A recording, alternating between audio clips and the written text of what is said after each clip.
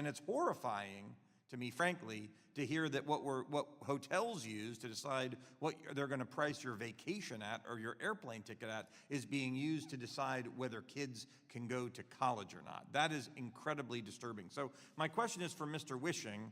In your testimony, you described the enrollment management industry, which involves schools hiring consultants, frankly, like what I used to do. I had no idea that universities did this, who use sophisticated data modeling to pinpoint the exact price that an institution needs to charge to an individual student.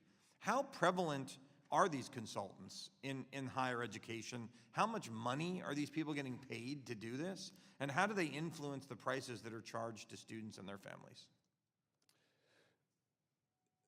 Well, they're out there. There are big name companies in the higher ed space. Is that all they do? Like this is their business? Well, yield management for colleges? There can be a big component of the business. The ones that I'm aware of, it's a big component of their business. I've been to I was at a summit, so to speak, here in DC, and saw one of these companies demonstrate the model. The ethical implications of these things, to see them demonstrated, are jaw-dropping.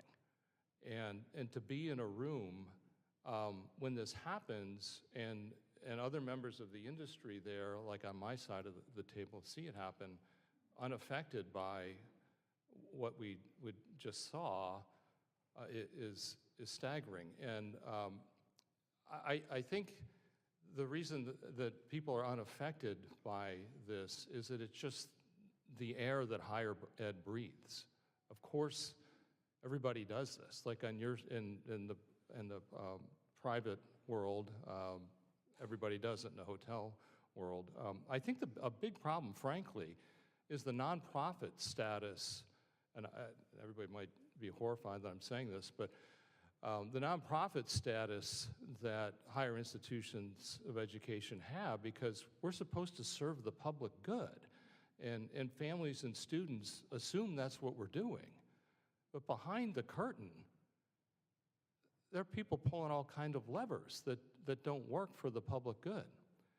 No, I appreciate that. Look, one of the biggest public policy problems we have today is the whole idea of nonprofit. It's a branding issue. People hear something as nonprofit, they assume like struggling people that are, starving to death, that are working for the nobility of the enterprise, because it's a nonprofit enterprise. All a nonprofit institution means is that there are no profits distributed to shareholders.